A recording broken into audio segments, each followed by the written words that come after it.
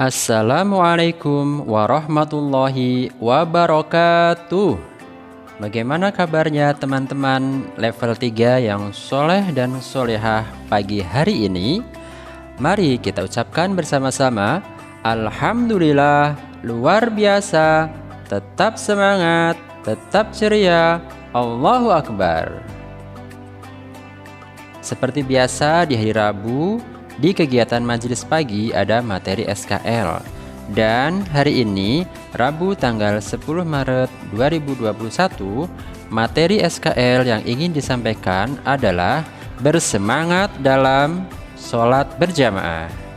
Teman-teman, perlu diketahui bersama bahwa salah satu oleh-oleh Nabi Muhammad SAW setelah Isra dan Mi'raj adalah perintah sholat 5 waktu yang menjadi kewajiban umat Islam dalam kondisi apapun. Alasannya adalah sholat merupakan amal perbuatan yang pertama kali diminta pertanggungjawaban di akhirat kelak. Bila sholatnya baik, maka perbuatan yang lain menjadi baik. Sebaliknya, bila sholatnya kurang baik, maka amal yang lain juga terkena dampaknya. Nah, dari sini sangat penting sekali mengetahui ilmunya sholat agar hidupnya bermanfaat dan selalu mendapat nikmat. Selain itu, sholat memiliki faedah yang besar bagi manusia yang melakukannya, baik bagi dirinya maupun masyarakatnya. Nah, di antara keutamaan sholat adalah membantu mendatangkan ketenangan ketika ada musibah. Allah Subhanahu wa ta'ala berfirman, "Wasta'inu bis-sabri was-shalah wa innaha lakabiratun illa 'alal khashi'in." Yang artinya, jadikanlah sabar dan sholat sebagai penolongmu, dan sesungguhnya yang demikian itu sungguh berat kecuali bagi orang-orang yang khusyuk.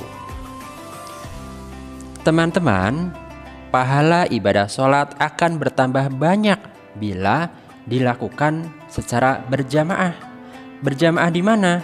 Berjamaah bisa dilakukan di masjid, musola, atau di rumah bersama keluarga.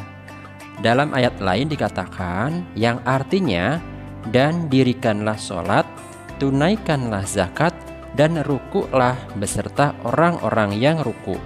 Quran Surat Al-Baqarah ayat 43. Pada ayat ini dikatakan rukuklah bersama orang-orang yang ruku. Nah, kalangan ulama menyimpulkan ayat tersebut merupakan dalil akan wajibnya sholat berjamaah.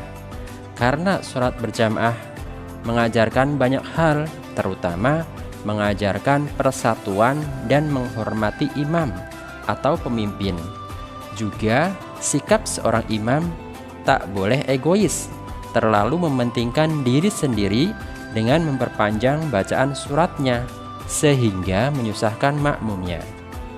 Nah, di bawah ini akan coba Mister jelaskan beberapa manfaat dari sholat berjamaah. Di antaranya adalah yang pertama, akan mendapat pahala berlipat ganda dari Allah Subhanahu wa ta'ala. Dalam sebuah hadis, Rasulullah Shallallahu Alaihi Wasallam bersabda, "Sholatnya seorang laki-laki dengan berjamaah dibanding sholatnya di rumah itu lebih utama atau dilipat gandakan pahalanya dengan 25 kali lipat." Yang demikian itu karena bila dia berwudu dengan menyempurnakan wudunya, lalu keluar dari rumahnya menuju masjid, dan dia tidak keluar kecuali untuk melaksanakan sholat berjamaah, maka tidak ada satu langkah pun dari langkahnya kecuali akan ditinggikan 1 derajat dan akan dihapuskan 1 kesalahannya. Apabila dia melaksanakan sholat, maka malaikat terus mendoakannya selama dia masih berada di tempat sholatnya. Ya Allah, ampunilah dia. Ya Allah, rahmatilah dia. Dan seseorang dari kalian senantiasa dihitung dalam keadaan sholat selama dia menanti pelaksanaan sholat. Hadis riwayat Bukhari dan Muslim. Dalam hadis yang lain, Rasulullah SAW bersabda, sholat berjamaah lebih utama 20 derajat dibanding sholat sendirian. Hadis riwayat Bukhari dan Muslim. Nah, dari dua hadis di atas disampaikan bahwa sholat berjamaah itu lebih utama dari sholat sendirian, minimal 25 kali lipat atau bahkan sampai 20 derajat. Maknanya, bila teman-teman melakukan penghitungan sholat sendiri dibanding sholat berjamaah, maka teman-teman akan dapati bahwa sholat berjamaah tidak akan pernah terkejar sama sekali. Terkejar apanya? Terkejar pahalanya tentunya ya. Untuk manfaat yang kedua, yaitu mengikuti sunnah Nabi. Dalam sebuah hadis Rasulullah SAW bersabda, barang siapa yang ingin bertemu dengan Allah kelak dalam keadaan sebagai seorang muslim, maka hendaklah dia memelihara sholat setiap kali ia mendengar panggilan sholat. Ya, jadi harus selalu memelihara sholat ketika mendengar panggilan sholat ya, ketika mendengar suara azan. Sesungguhnya Allah telah mensyariatkan sunnanal huda atau jalan-jalan petunjuk, dan sesungguhnya sholat berjamaah merupakan bagian dari sunnanal huda. Apabila kamu sholat sendirian di rumahmu seperti kebiasaan sholat yang dilakukan oleh seorang mukhalif, yaitu orang yang meninggalkan sholat berjamaah, berarti kamu telah meninggalkan sunnah nabimu. Apabila kamu telah meninggalkan sunnah nabimu, berarti kamu telah tersesat. Tiada seorang pun yang bersuci, berwudu dengan sebaik-baiknya, kemudian dia pergi menuju salah satu masjid, melainkan Allah mencatat baginya untuk setiap langkah yang diayunkannya satu kebajikan. Kemudian diangkat derajatnya satu tingkat dan dihapuskan baginya satu dosa.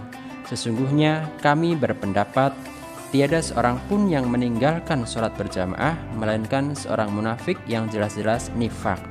Dan sesungguhnya pada masa dahulu ada seorang pria yang datang untuk sholat berjamaah dengan dipapah oleh dua orang laki-laki sampai ia didirikan di dalam barisan shaf sholat berjamaah. Hadis riwayat Muslim.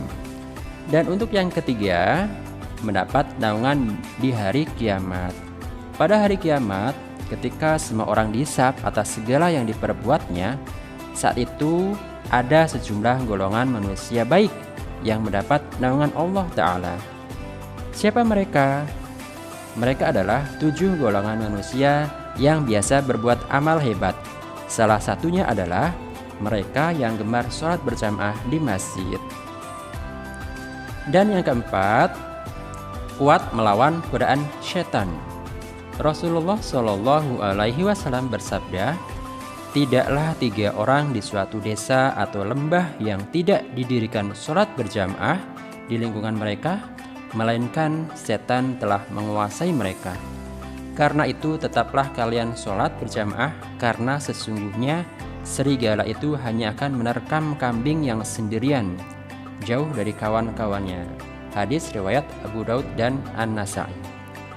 Hadis ini memberitahukan kepada kita tentang fakta bahwa setan itu mudah menguasai manusia jika sendirian.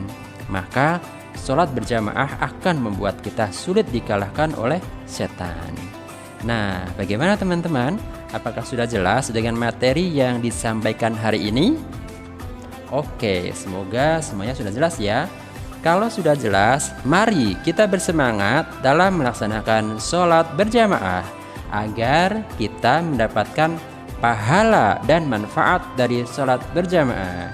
Kiranya cukup sampai di sini dulu ya teman-teman. Terima kasih atas perhatiannya dan mohon maaf apabila ada kata-kata yang salah. Akhirul kalam. Wassalamualaikum warahmatullahi wabarakatuh.